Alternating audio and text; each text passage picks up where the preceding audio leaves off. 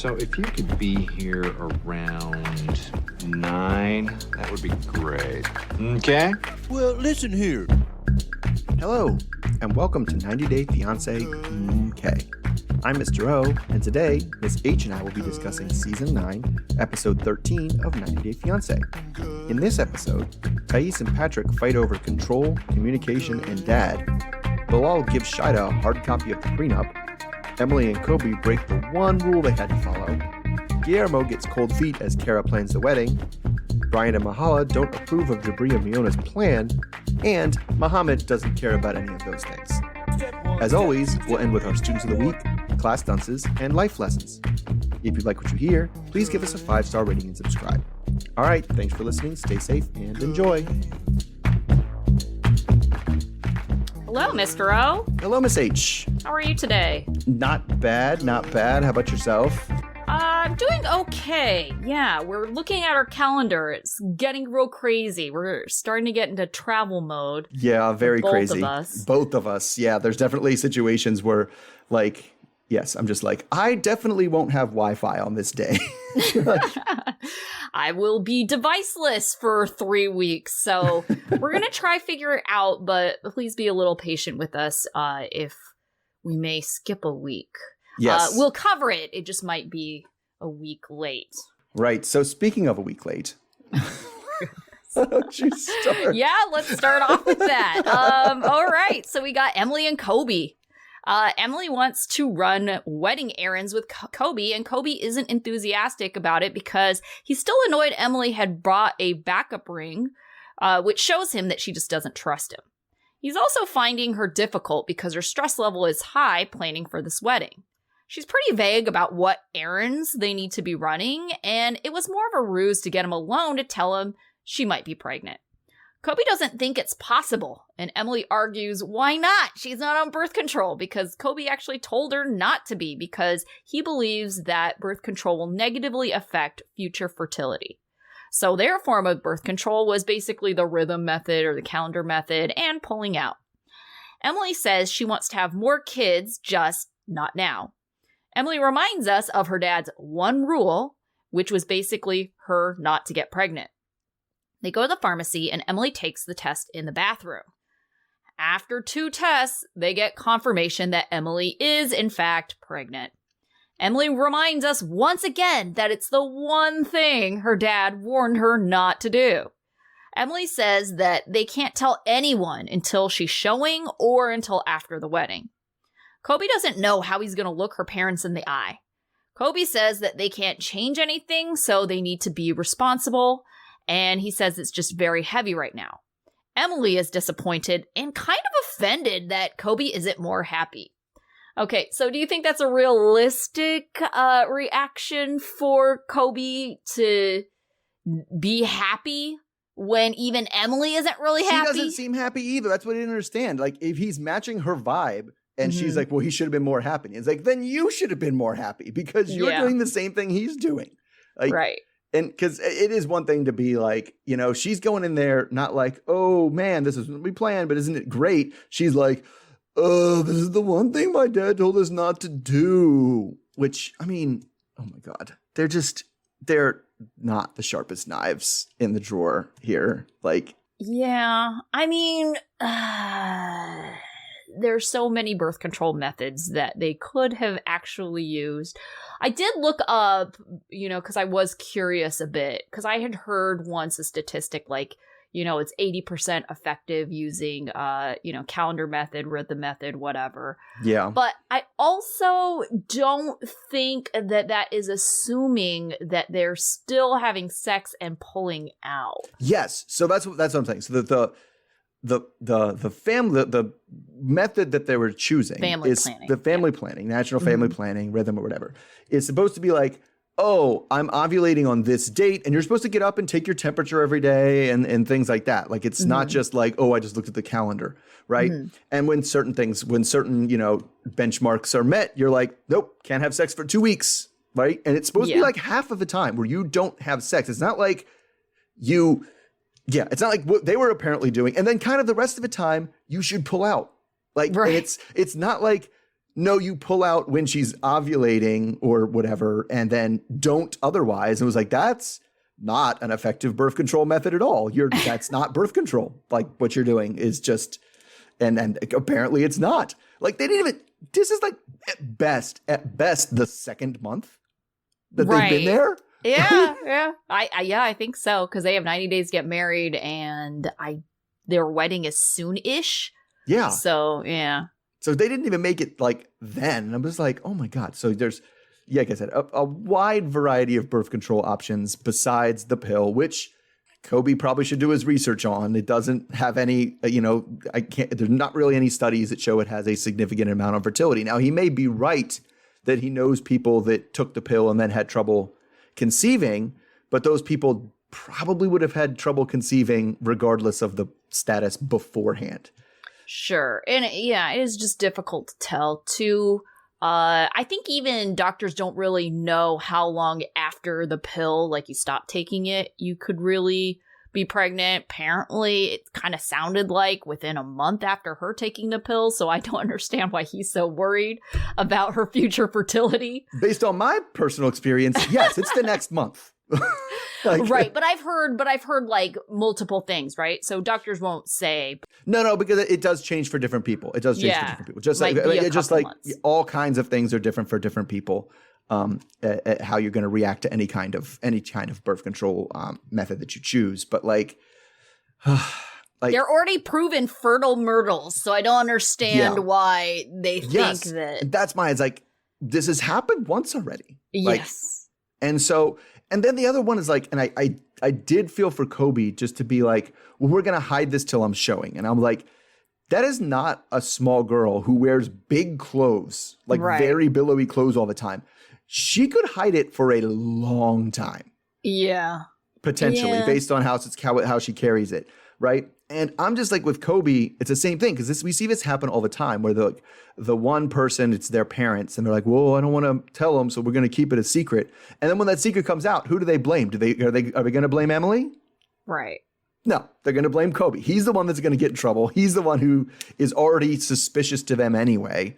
So I totally get his apprehension of like, no, I don't know. Secrets are bad. Yeah, I get really frustrated when, especially in a situation where you're all living together, you're trying to, basically keep something from someone else. And it's like, it's hard to be a secret keeper. Yes. Especially when you're not motivated to keep the secret. And well, it's the same thing, right? It's like there's the two things on TV, right? That always, in entertainment that always mean, oh, she must be pregnant. First of all, is if they throw up. So if she throws up, we're going to be like, she must be pregnant. Right. And second, she's going to have to turn down drinks. Yeah. And I don't think she's the kind of person that usually turns down drinks at the wedding and stuff. Right. Yeah. Too. So that's not going to be, I don't think her dad's that big of a dummy that he's not going to, or mom too, that they're not going to be like, what's going on?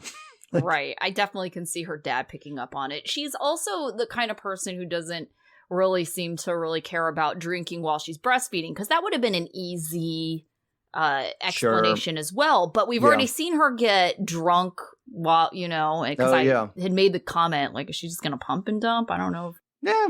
And she could. Well, because my guess is they probably were relying on that too. Like, you're breastfeeding, you can't get pregnant.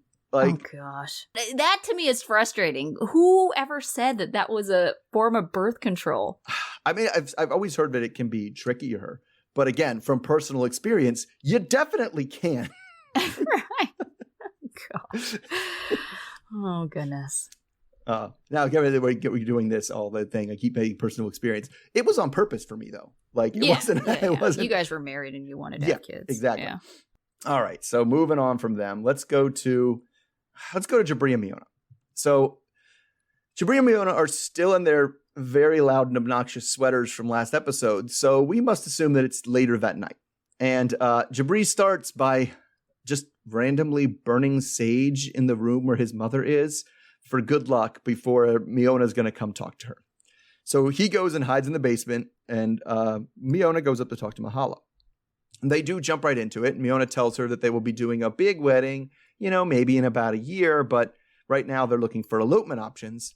Of course, well, she says at the beach, But she's thinking Joshua Tree National Park. And as a Southern California resident, Miss H, is that on the beach? Oh, no, it's nowhere near the beach. Yeah, exactly. It's definitely a very different vibe. Right. So I was very confused about that. But anyway, she invites Mahala, who says that they would love to be there, but they don't have enough notice to leave the state that soon. So I guess they'll just go to the big one later.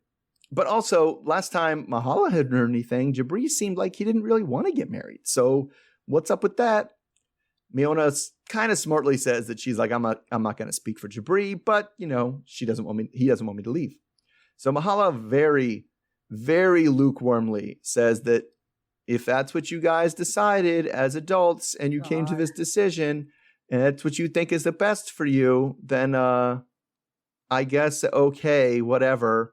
Which Miona is pretty realistic in thinking that that's the best that was going to happen. That was the best I was going to get, so I will take it. So apparently during this very short conversation, Jibri fell asleep in the basement. So Miona thinks that the conversation with Mahala went over very well, but then we kind of bounce back and forth between Jibri and Miona's conversation and Mahala and Brian's conversation, and they have pretty different ideas of what they just talked about. So, Mahala, though, says that she had to tell them, like, oh, we won't really make it. But Mahala surprises Brian. I'm sorry, that's what Miona told Jibri, that his parents wouldn't be coming. But Mahala surprises Brian by saying, they're going to have a big wedding next year, but she's not going back to Serbia. They're still going to legally get married. And he's like, what? I don't understand. And they said probably in, Joshua Tree, which Brian says, well, that's not a compromise at all. So he says it's bullshit because literally nobody supports this marriage. And he isn't interested in supporting a train wreck. But Mahala cautions him that, not supporting this could ruin their relationship with Jibri. So I guess my question goes back to Mahala. Like, does Miona buy, oh, I'm sorry, it's too short notice for two people to go get a plane ticket? Like, that's clearly nonsense, right? I don't even think that they like each other. I don't think that Miona likes them, so she didn't give a crap if they're going to be at the wedding. And they don't really like Miona, and I think they don't like Miona and Jibri together. I don't want to say it's like so personal against they don't like her specifically, but they don't support this wedding at all. Mm-hmm. And so I don't think they care, right? I feel like this conversation was simply meant to be informative. Yes. Like, I am here to inform you that we are getting married. You can be there or not be there. I don't really give a shit if you're going to be there. Right, which is good because, like, they're adults, right? And we have, and we kind of talked about this last time. We'll get to it again when we talk about Patrick and Thais, I'm sure. Like, she's not asking for their permission to do anything. No.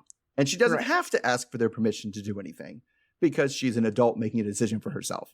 Now, I do think it was super patronizing the way Mahala was like, well, if you guys are going to play your big boy game and you think that you're adults who can make decisions, like, they're like in their late 20s. They can make adult decisions for themselves. Well, I think also it was weird to me that Jibri decided to sage the place and then send Miona to, give them what, according to Brian and Mahala, would be bad news. I don't understand why he did that.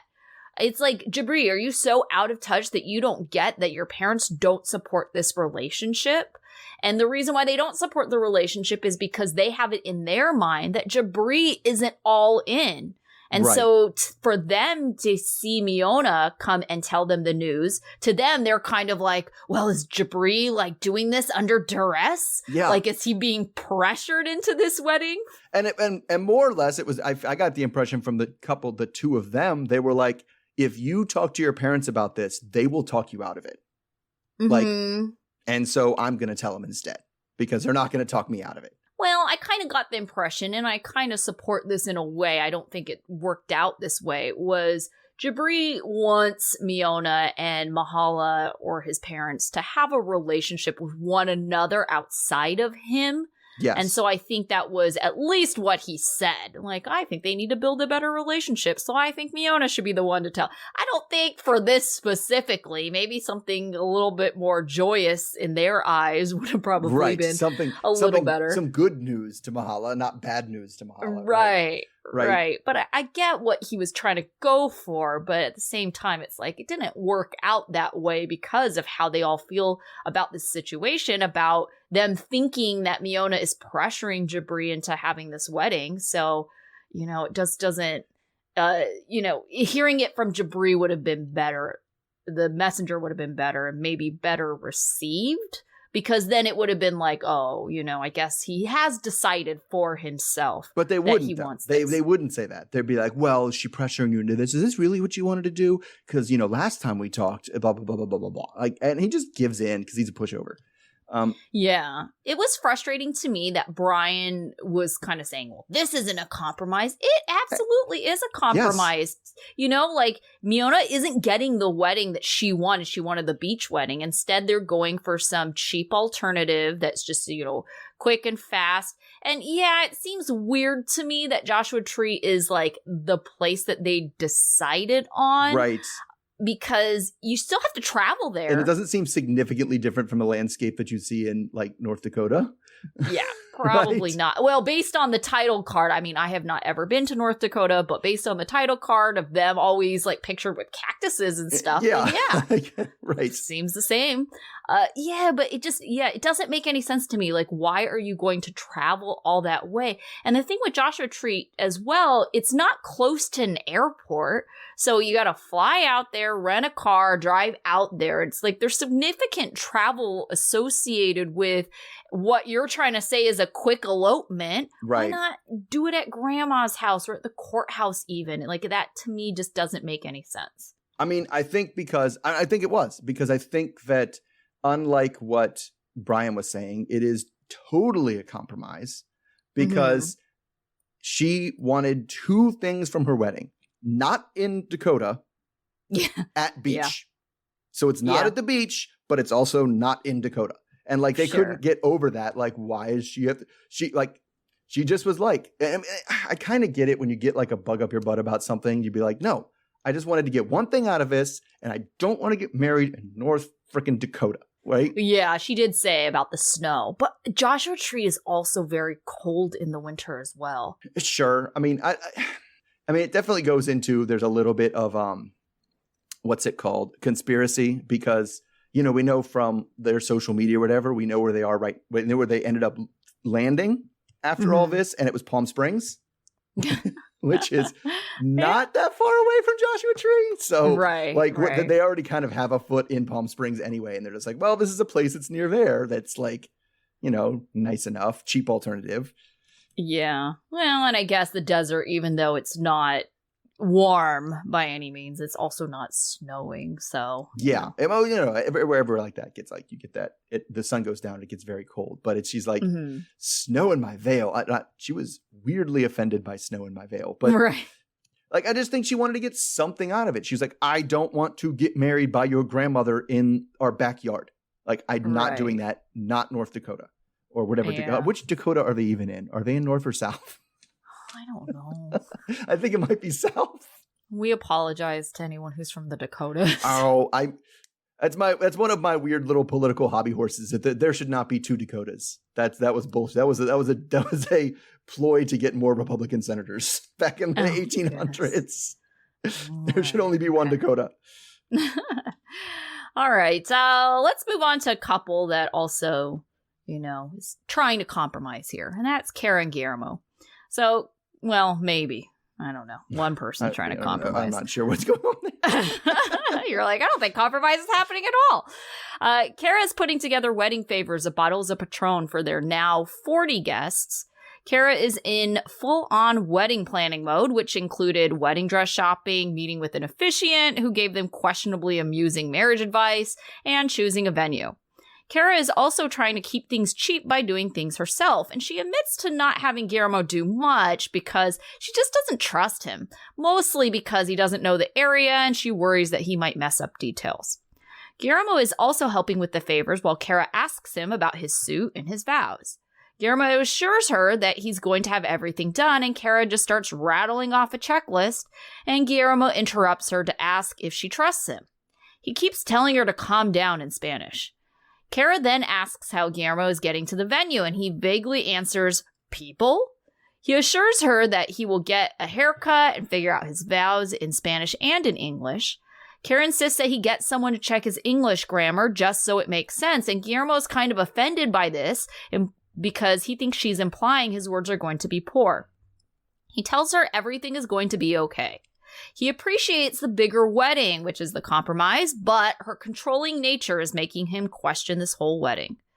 Guillermo then goes to get a haircut, and he's a little worried about seeing a new person. Kizzy, his hairstylist, gives him advice that communication and respect is key in any relationship. Guillermo says that Kara is controlling and she's a party girl. Guillermo tells us that he wasn't expecting things to be like this, and it's caused a lot of fighting. He tells Kizzy that things will get better once they get married.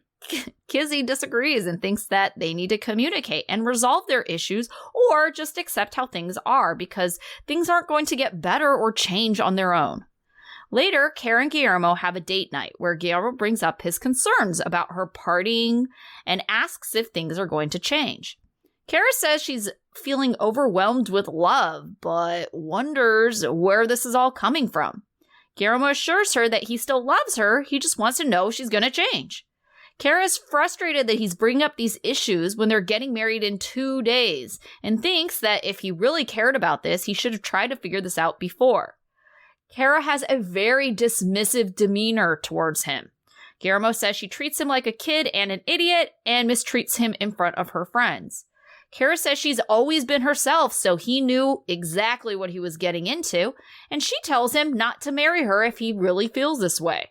Kara basically tells him she's not going to change, and she wants to leave so he can think about whatever.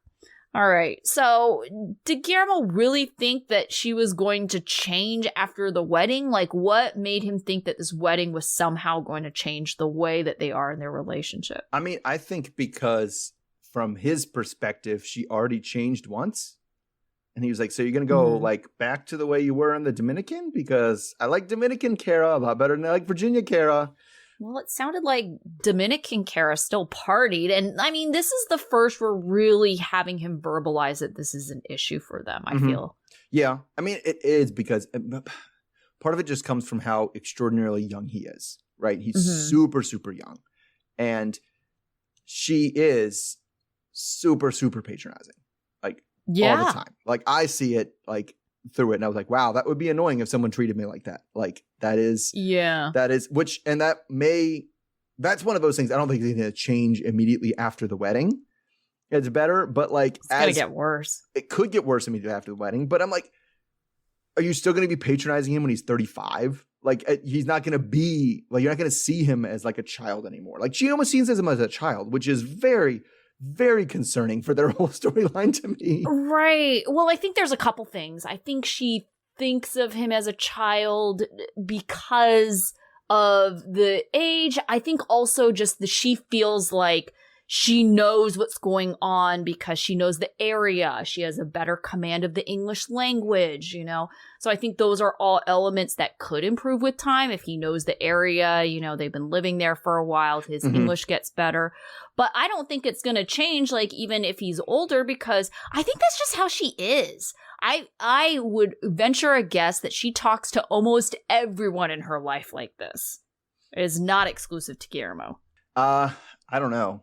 Maybe she could, but I think that, I don't know. I think that there's a certain level of, I think she has a hierarchy in her head of people that I talk down to because they clearly need my help, and people that are not, because I don't know that we've seen her with their family and we've seen her with some friends, and she doesn't really seem to talk down to her friends. Like the mustache guy that she had like drinks with at the mall or whatever, like, she didn't really talk down to him the same way. Yeah, but I think it's one of those things where it's like the people closest to you will see all sides of you, and I think that's just a side of her. Yeah, that may be. So if she was dating Mustache Guy again, I feel like, or not Mustache Guy, I was thinking of her weirdo. Oh, no, the rapper. Kevin Federline, the rapper. ex. Yeah. Mm-hmm. Yeah. If, you know, I could see her being like that with that guy. Yeah. Anyone that's in a relationship with her, I feel like she's gonna treat like. But I feel like Guillermo she is the kind of person that's going to pick out people for a relationship that she can treat like that. Yes, I also feel like that would probably, in her mind, be a better match. Although I did feel, I don't know, you can talk about this. I definitely felt for Guillermo when he was like, what am I going to trust the first barber I see? Like, it is tough. That is a challenge to find a good barber who doesn't mess up your hair. And like, I don't know what you thought about it. I thought the barber really kind of messed up his hair. It was odd. Like, I was watching her. Yeah, I was watching her cut it, and I was like, that's an interesting method. I mean, but at the same time, I've seen all kinds of, even my haircut, which is pretty basic, straight across the bottom. I have straight hair. It's fairly straightforward. I have seen people cut my hair in multitude of ways and kind of get similar-ish output. So I thought the method was odd. I had never seen that before. Yeah, I mean, and I definitely think because guys' hair is short, there's and his hair is relatively short. There's less of a margin for error if you mess it up. And I just thought and I thought the haircut he ended up getting was like, oh, that's a little boy haircut. And he already looks super young. And this is not helping. But maybe that's what he was going for. Because we don't know, like, maybe he actually likes his hair like that. And maybe he gave her a reference picture. Maybe. But if it was like, number 4 from 1939. Like the old-timey ones. Which is always a sketchy thing to do. But like, I've had the same issue. I've definitely, when you move someplace new, it's always like, oh man, I got to find the right barber. This is a very crucial thing that has to happen. I have to find, and like, I talk to my other guys. Who do you go to? Which barber do you know? Do you go to, like, it's a thing, like in guy circles about people that won't mess up your hair. Oh, it's hilarious because my partner and all his friends see the same guy. Yeah. And they all have the exact same haircut. It's kind of funny. Yeah.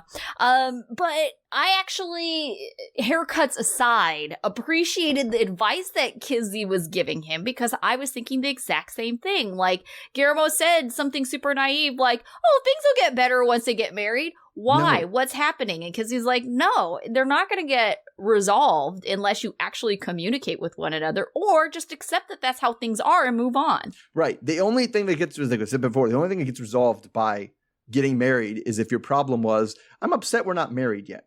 That will get resolved if you get married. Everything else, no. This wedding is super stressful. Yes. And we don't want to have this stress anymore. Okay, you're not stressed about the wedding anymore. Problem solved. Right. But yeah, I feel like she's going to change as a person. Unless what he's thinking is, oh, is she just acting like this because she's really stressed about the wedding? But I mean, does that mean, but that goes back and forth because that also means that's just how she acts when she's stressed in general. And if you're trying to start a family with this person, there's going to be more stress. Oh, yeah. Oh, I'm sure kids are way more stressful than planning any kind of wedding. Oh, absolutely. And then on top of that, it's like, okay, I don't feel like it's been mentioned, but it hasn't been a focus. Like her partying is also an issue. It's like, well, that's not going to change like once you get married either. No, but that's also something that for many people mellows out as you get older too. Right, yeah, but I think maybe he's thinking more so like, well, when we're married, we'll start trying for kids, and then kids will make it so she's not partying all the time. Unless she does party all the time when it's kids, and then it's a whole nother pack they gotta worry about. Yeah, well, and people who are kind of like this high anxiety, high anxious, I can't imagine, like kids could do one of two things, right? If you just have too many, you learn to let go. But if you have too few, it's like, oh, you're now highly anxious about and you control everything about the kid and like really zone in and helicopter parent. Yeah. I mean, I just don't understand what she's going through too. She's just like, wow, he can't really help because he doesn't know the city or anything like that. Blah, blah, blah, blah, blah. And I was like, this sounds like an excellent opportunity for him to learn about the city and figure out where things are and Uber around and, bike around or whatever. And like, kind of get an idea of where things are. Like he has Google Maps. He can figure things out. Yeah. Yeah. But she doesn't trust him. So yeah, it's true. All right. So speaking of people who don't trust, let's go to Bilal and Shaeeda. Oh gosh. So it's picnic day at the park for Bilal and Shaeeda. And the park reminds her of a park at home and is making her a little homesick. But he tries to get romantic with some sparkling peach cider and they toast to new beginnings. but then they just go back into old stuff. So Shaeeda wants to talk about her visit from Shaeeda, who she feels was bullying and intimidating, especially the part where Shaeeda was like busted into her house and was like, I'm not going anywhere. And she was like, there was fire in her eyes and everything. But the part that really bothered her comes up, and that's how Shaeeda thought it was her business to butt in and talk about this prenup. So Bilal does agree that the prenup is none of Shaheeda's business, but, we really should still do a prenup. So she says she'll think about it, but she doesn't want people who are not in the house. I actually like this phrase. She's like, I don't want people who aren't in our household counting your money. So anyway, now the romantic park date is ruined again, and she blames him, even though she was totally the one who brought up the prenup in the first place. Yeah. Anyway, the next time we see them, Bilal continues the conversation about the prenup by just slapping her a hard copy. And she's just sitting on the couch relaxing. And he's like, by the way, hard copy of the prenup. Here you go. She's still against it, but knows he's not going to change his mind about this. So she says she verbalizes it. She doesn't like it because she thinks that prenups are always unfair. And they're just there to, quote unquote, protect the more moneyed spouse for themselves and, kind of do nothing for the less moneyed spouse. So he keeps saying it's about working together. But then as she's flipping through it, she points out that, this prenup is making my life a lot harder because based on what the parameters you're laying out, I can't be a stay-at-home mom because if there's a divorce, I have nothing if we only get to keep what we make. So she emphasizes that prenup just shows how hard she's going to have to work to make it in the U.S. But he kind of counters and it was like, if you don't plan on cheating on me or divorcing me, then this piece of paper doesn't even matter. Which, then you get into that circular argument. Well, if it doesn't matter, then why do you need me to sign it? Well, if you don't sign it, it's a whole thing. So she wants to know if there were any outside influences, aka Shaeeda, involved in the drafting of this prenup. And then, of course, he kind of circles it back to protecting the children.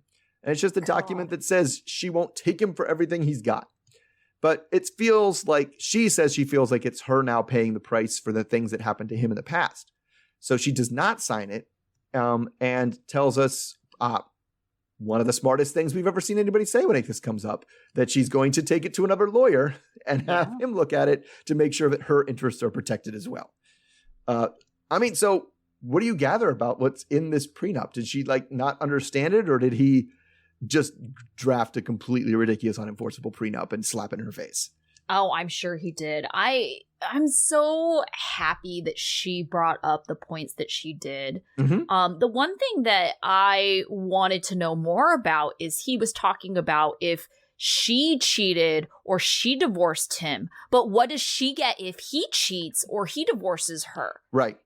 So it's like if he cheats, then their marriage is dissolved and he gets to keep everything he had, So it's like that still doesn't put her in the best place. And exactly what she was saying, I didn't even think about, she's going to have to work in order to earn her part of, the relationship, because that the way that that's set up, that's so unfair to her because she's never going to feel stable in the relationship. If he ever decided to leave, she would have nothing. Right. And that's what you'd think it would be that way. Be like, whoever whoever starts the divorce kind of has, it depends. Because it can't be like, well, if you cheat on me, you get nothing. If I just decide I'm done with you and I go cheat on you, you get nothing. That can't be the way it works, right? Right. And so I 100% was cheering when she said, I'm going to need to talk to a lawyer. And I was like, yes, because I want a lawyer so badly to put clauses in there or to give her something to make her feel like, if things go south and it isn't her fault that she is compensated, or at least she hasn't spent years and years and years building this household and she gets none of it. Right. That's just not fair. Even if you look at the precondition of them getting together, because I'm even concerned about the premarital assets, right? Which is always you keep your premarital assets. Well, she, in order to get into this marriage, had to give up all of her premarital assets. Right. Yeah. Right. And so it wouldn't be fair if they got divorced the next day because she had to give everything up. to come here. And then he is going to leave her high and dry and be like, nope, I'm going to keep my house later. And you know he will. Like, that's how he comes off. This is a business transaction. Blah. Yeah. What a weird thing to keep saying. Like, about talking about business. It's a contract. Well, yeah. And you know what you do in contracts? I'm going to get the most out of this contract I can too. So we're going to, like, you know, if you want to play business, we'll play business. But if we're playing business, it's not just me signing a letter that you give me. It's me coming back with you with a counteroffer, right? Right. Yeah. I want her to be in a situation that is fair. And, you know, I kind of wonder a little bit, how do you determine what is fair, you know, because neither of us have been in this kind of situation. But if you have someone who is a stay-at-home mom, and this is assuming that they're going to have a future child because that's what she wants, right? You know, and she's a stay-at-home mom. She's the one who's, you know, helping run the household. But at the same time, that doesn't equate to money in the bank or assets for herself individually. No, but and the law recognizes generally that, yes, the other spouse would not have been able to make as much money, right, if they did not have a stay-at-home mom in the house taking care of the household. Right? Yeah. So, I mean, like, how much does she get compensated for running the household? Right. You know, and is he trying to drop this prenup so she doesn't even get that? Yeah. And those are the kind of things that I'm like, and because there is a, you know, general idea that that the prenup can be, you know, unconscionable, where it's like, yes, if you're like, no, I get everything, all of your things, all of my things, everything is mine. You get nothing. That was on the prenup. They'll look at the prenup and be like, yeah, no, we're not enforcing that. Like, that's not reasonable. Well, and especially if what she wants comes to pass and there's children, right? They're not going to be like, oh yeah, the mother of these children get nothing. Like, she has to go back into Trinidad and live in poverty. So that's what we want. That's what's best for the children. Like, no, it's going to get once you get to the best of the children stuff, things get changed significantly. Right. Because you can't have a prenup that overrides like the state's child support calculations. Yeah. Yeah. So, do you think that Bilal talked to Shaeeda about the prenup? Because he's acting dumb about it. What do you mean? Like, how would she even know of the details of this prenup if they didn't have a conversation about it? Oh, they definitely had a conversation about it. Yeah, but he's acting all dumb, like, well, I don't know why she would talk to you about that. Yeah, I don't know that he like sicked her on Shaeeda. It was like, oh, you need to go talk to her about the prenup, because I don't even think he's that dumb. I don't know how he imagined that. I wouldn't put it past him. I don't know how he imagined that would work. But wouldn't you? But I say he's not that dumb. I wouldn't say he's not that nefarious. He would do it if he thought it would help his cause. Yes, and I think he thought it would help his cause. Like, oh, have more people gang up on her. Oh, more people, I guess. I don't know. That just seems counterintuitive to me. Like, that seems like the worst way. Like, have more people attack her and more people calling her well, he doesn't think bitch. of it as an attack. He thinks of it as reasoning. Yes. Oh, I just need more people to reason with her and to get her to see that this is the logical choice and the right answer. Right. I think that's how he sees it. Yeah. And yes. And I get that there's things about the children. And I'm not saying they shouldn't have a prenup, especially when it's going to be like, oh, this is what I'm protecting for my children. But you would kind of put the stuff away in your children's name anyway if you wanted it to be theirs, right? But yeah, it's just the idea of it. Because he backs up to that at the last possible moment every time when she's like, this makes it seem like you don't trust me. It seems like you just think I'm after all your money. He's like, protecting the kids. Think about the children. Yeah. Won't someone please think of the children? Like, right? He just busts it out at the very end. So I don't know. He thinks he's way smarter than he is. Yes. Oh, you know what frustrates me the most? I feel like I've said this before, but it's like his dumb face is the thumbnail of the show on Discovery Plus. And every time I navigate to this, I'm like, oh, this guy. Yeah. This guy. Yes. I mean, because you're right. He does have that, you know, of course she'll come around to my extremely wise thoughts and logic of reasoning. And yes, this is obviously the way it goes. Kind of not realizing that like other people can have come to different opinions based on the same set of facts, right? He's so ridiculous. All right. Speaking of ridiculous, let's move on to even Mohamed. So Eve and Mohamed are going to check out a wedding venue. Eve is super excited. Mohamed is, well, whatever that neutral smile he always does means. Mohamed is actually upset because the wedding has been set back because the first venue fell through. At the side of the venue, Eve just starts crying. Mohamed doesn't care where they get married. He just wants to get married as soon as possible so he can get his green card and go back home so he can see his mom.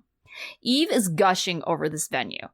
It looks like a home that Eve describes as a castle, and it kind of has it looks like a museum with all this eclectic old styles kind of thrown together. Eve brings up having a non-religious ceremony, and Mohamed brings up getting married in a mosque. Not only does it have religious meaning, but they can also get married immediately, which means being able to apply for a green card faster. Eve doesn't feel comfortable getting married in a mosque because she's worried about the bad vibes and judgment over her wedding dress.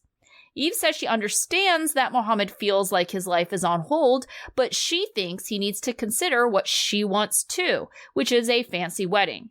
Mohamed thinks that they can have the ceremony in the mosque and the reception wherever she wants.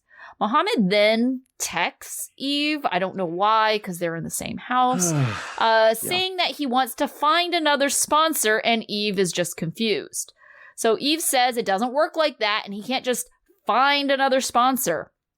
Mohamed claims that she told him they would get married as soon as he arrived, and Eve argues that she never said that. She doesn't want to go to the courthouse because it's not special. They both claim that the other doesn't care about, themselves, and then they call each other selfish. Mohamed accuses Eve of talking only about herself a lot, and that this is the last straw for Eve, and she leaves the room. Eve is questioning Mohamed's motives and the kind of person he is because she's feeling very replaceable right now. Mohamed follows Eve into the room and says that his offer to find a new sponsor was to be helpful. Mohamed thinks that you can be sponsored by someone who is not the fiancé, and he wasn't trying to imply that he's going to find a new partner, and Eve doesn't think so. Mohamed then concedes that he maybe doesn't know the immigration rules. Mohamed says that his dream is to work, and if he can't do that, he'll just go back to Egypt. Eve says that if he leaves, they're done, and he says, well, that's your decision. All right, so both of them are claiming that the other is being selfish. Who do you think is being more selfish in this situation? Oh, Mohamed. Really? Yes, Mohamed. Because, and this is what got me, is the point when she's like, I don't necessarily agree with what she needs. I think it's kind of silly to be in the situation and be like, but I need the big fancy wedding, right? Mm-hmm. That is kind of silly.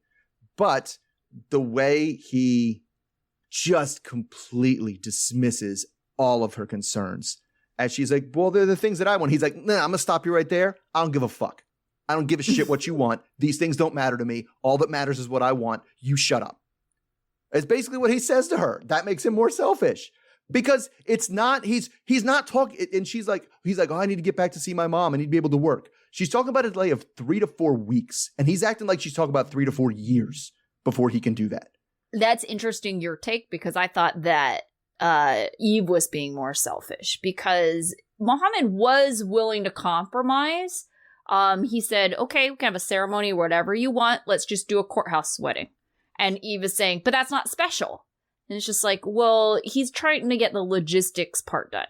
Now, I will say that it doesn't mean I like Mohamed more.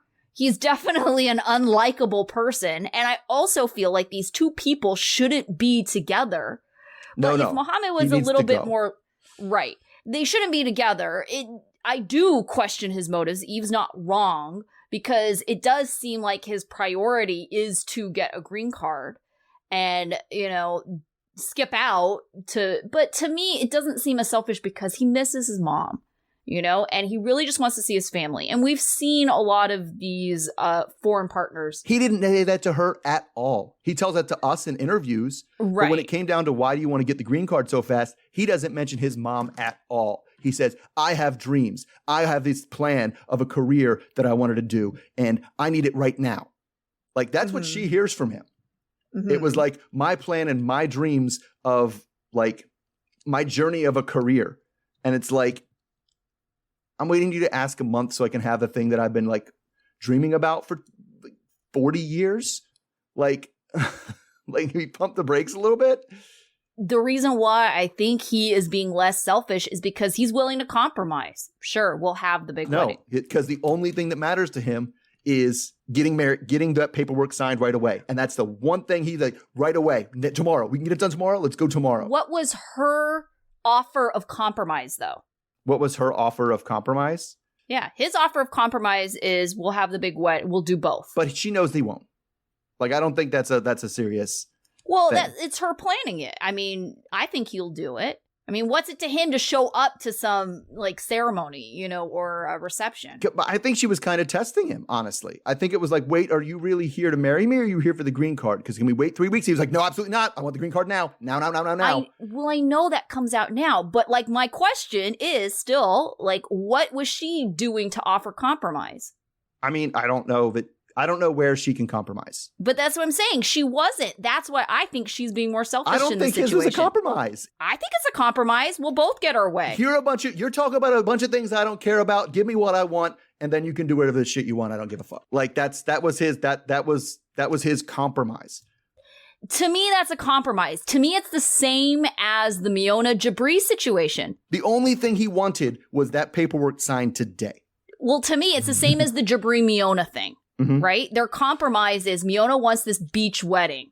He wants to just get married and have it be low key. So what was the compromise in the end? A low key with a bigger ceremony. Right. I just don't think there's any. To me, it doesn't seem any different. I don't think there's any form. I don't think there can be a compromise between their two positions, because their positions are: I want my wedding to be something I planned. I think we're going to have to agree to disagree, because I think his suggestion is a compromise. No, that's what he wanted the whole time. No, he doesn't even give a crap about the big wedding. He's saying, okay, we can have the big wedding, but we also need to get married now in the courthouse. No, because that's different. That's not something he didn't disagree with the big wedding. It's not something he's giving up, like, or moving or moving it on. Like, it was like, can we have ice cream after the wedding? Like, sure, if you want to get ice cream after we're married, fine. That's not a compromise because I'm letting you have ice cream. I don't see how it's not a compromise, because they're both getting their way in the end. I don't know why she's being so stubborn. She's not getting her way. Yes, she is. She's getting a big wedding. No, she wants the big wedding to actually count and not be a symbolic thing. And see, that's why I don't see it that way, because it's like, you know, who cares? You get your big party. You're letting me have a big party 3 weeks after our wedding. That's not the same as having a fancy wedding. I think it's the same. Yeah, that's where the disagreement comes up. But the thing is, they don't communicate that. They don't come to that base thing of what does it matter? Because she was like, because she never says that. He never says, I want to go back to see my mom. She never says, if it's not a wedding if we don't actually get married that day. Right? Because that's what her base motivation is. That's what her thing is. Like, if we have a party after the wedding or a ceremony after the wedding, that's not a wedding. That doesn't count as a wedding for me. We got married at the courthouse, and our wedding date is that date at the courthouse. It wasn't the date that I had my special day. That's not the same thing. But she doesn't articulate that to him at all. I don't think it matters. But I mean, that's personally, I don't think it matters. Right. And maybe it was a little off-putting by the way he talked to her, which I thought was... Oh, I don't think he's a likable person. I do not like this guy. I don't think they should be getting married. It's hard for me to think you're compromising when you're being incredibly I don't think I've ever seen anybody be as disrespectful as he is on the show to her. I don't think I've ever heard anybody say, I don't care about those things. I feel like I heard that. No, just so bluntly, like in a matter of speaking, but just for him to be like it's, put it this way, it's the kind of behavior I do when I go and buy cars that always gets me kicked out of a car dealership. Like, when I say, I mean, and so to me, that's like, yeah, I've definitely had them to the point where I've said that. They brought in, well, here, this is the best price we can do for the car. Here's how much I paid. And I always go, I don't care how much you paid. And then you know what they say? Okay, sir, thanks for coming. You're leaving now. But to me, and like the cherry on top of his, what I thought was his terrible behavior, was he went to leave. I'll go back to Egypt. And then what was the next thing he said? Buy me a ticket. Yeah, but I think he is isn't wrong in that she is legally obligated to buy him a ticket. That whole sponsor thing. It's just like, yeah, that to me is like, that's just like, I don't know. I'm thinking about my kids doing something. I'm going to do something. I'm going to defy you and get back. Pay for it, please. Like, if you get back to Egypt, big boy, you get back to Egypt. Go ahead. Yeah, I don't see how he's going to if he doesn't have any money. That also is crazy to me that you came with not even enough money for a plane ticket. Mm-hmm. That seems crazy. All right. Heated. All right. Last up, Patrick and Thais. See, with 30 days left to wed, and Patrick is trying to put things together, even though he says he doesn't plan on going through with the wedding until and unless Thais tells her father. So he wants to get married. He makes a big deal out of getting married on 2/22/22, when the family is going to be getting together in Orlando anyway. But Thais had her own plans that got shot down, like Vegas. So she feels like this is another instance where Patrick is just like telling her the plan instead of collaborating with her on a plan. So he feels like this is him including her because, he's telling her about it before he booked and paid for everything, which he could have just done because he's paying for everything. So he insists that it'll be a good time, and she's just kind of like, okay, fine, whatever. But then we see something new. Apparently, Thais has friends in America. So she goes to have drinks with Anijah and Kayla. So Kayla is one of those like crazy bitches that she hated from John's party. So maybe John's party wasn't the worst idea.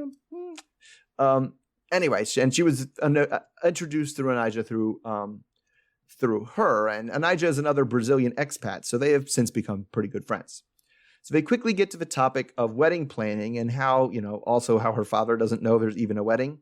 So both the other girls are like, wow, my dad would hate that guy if I got married without him knowing. So she also mentions that she's getting unsure about the wedding now because of how controlling Patrick is, making all the decisions, including apparently who's even going to be doing her hair and makeup, which she says he picked for her. But she's especially frustrated because there's kind of no in between here. She either has to go through with the wedding or go back to Brazil. There's not like a middle option for her. There's all or nothing kind of. So then it's time for Patrick and John to see what they're thinking. So they're going suits shopping for the wedding. And they start by looking at blue suits with pinstripes. So I feel like there's no way to go but up from that. Even if the blue suit does have the approval of John and his impetuous taste. Yeah. So it takes 3 people to get Patrick's neck button buttoned. And as they're waiting, John and Patrick start talking about, how ready are you for this? And being married to Thais and what's coming. And John thinks Patrick needs to slow down. I don't know how he has the facilities to slow down. It's the 90-day thing. But since the finish line is in sight, our favorite thing, things will probably just start moving faster because that's how Patrick is. So John asks if he's happy, and Patrick is more or less like, well, no, because the wedding is really stressful. So we also get to hear Patrick's side of the makeup artist issue. So he says he didn't pick her. He just was like, Thais sent him a name, so he booked it. So it seems like it was more of a communication thing than a control thing. He also feels like he can't tell her about any of what he's struggling with because they're probably, less than the troubles she's having in with her family and home. So then we kind of see them come back together. We see what they both have to hatch out this relationship independently. So they have a chance to talk it over his acai bowl. And Thais talks about how her, she told her friends that he's really controlling, but he doesn't see it as controlling. He just sees it as somebody who gets stuff done, especially since, she can't speak very good English. So she can't be doing any of the calling and booking for anything. So he also thinks that, he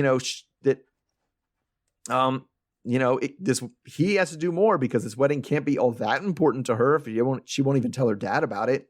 So then they go in circles for a little while until she eventually tells him that she has her doubts, which is his opening to talk about his doubts too, especially why? Because she won't tell dad, which seems like him trying to change the subject to her. But anyway, she feels like she's stuck in the middle, spending so much energy keeping secrets, trying to protect people. So she tells Patrick that she will tell her dad tonight, but is understandably very nervous about it. All right, so where do you stand on Patrick's kind of self-assessment? Is he controlling or is he just getting stuff done? I actually kind of was siding a little bit more with Patrick on this, simply because he brought up some good points. It is difficult for her to be able to navigate through this whole wedding plan process because he says her English isn't good enough to be able to call and things like that. So it was interesting to hear his side of the story with the whole makeup artist situation, because it sounded like he thought he was helping the situation because she had already said she liked this makeup artist, but it sounded like she wanted to talk to the makeup artist a little bit more before making a decision. So she's the one who brought it to him in the first place. Right. The way she made it sound like to her friends was that he picked it out, he booked it, he never consulted her at all. From his point of view, she brought him a name, and, you know, I think she thought, oh, we'll have a conversation with this person, and then Patrick kind of interpreted that to mean like, oh, well, this is the name. You know, we'll get a contract. Yeah. This is it. So I don't know. I think like he is well-intentioned. He's not trying to be controlling. I think he is just trying to get things done. And in the process, he recognizes even that it comes off as controlling and that, you know, but I think it is somewhat of a logistic situation. He's the one who has the credit card. He's the one who can speak English. Right. You know, so it ends up being that he's the one making these decisions. I mean, and yes, I feel like he's one of those people that I feel like we all maybe have somebody in our life that's similar to this, maybe not. But like, you ever have the person who, when you're starting to talk about, hey, maybe we'll take this trip, and you know, I'm thinking about going to Vegas on this date, and then the next thing you hear from them, like 12 hours later, is like, okay, I booked it, and you're like, well, you didn't. What? No. Like, like, I feel like that's me. It kind of is sometimes, yeah. But like, yeah. But people who like, you know, oh, let's have this discussion about something. You're like, bought it, and you're like, wait, we didn't have the discussion. Right. But I mean, it's understandable because he does run a business, and it's like he runs a business where he's just like, nope, got to do it now. If I don't do it now, it's not going to get done. Do it, done. Like, you gave me a name. She might be. We don't have time to talk to her. When are we going to set up a phone call? She might be booked. We're trying to get married in 3 weeks, right? Right. Like, yeah, we got to get it. If she's available now, we got to get it. We got to jump on that. So he's very much a lock it down type person. Right. And that's part of the reason why I am the person who you talk to me about like a trip and I'm booking it 12 hours later. And it's because, you know, like for flights, especially if it includes a flight, it's like stuff like that is so variable. You know, if you book it, you know, even a difference of a day, the price can change. And so it's like, if I see a good deal, then I'll book it. If it's something like the flight is like, yeah, I feel like it'll go down, then I'm okay like sitting on it. So to me, it's kind of the same thing. You know, it's like a logistic thing. If Patrick is concerned that this person is going to get booked up right away, I could see him wanting to jump on this and being like, well, you said that this was something you're interested in. We need someone.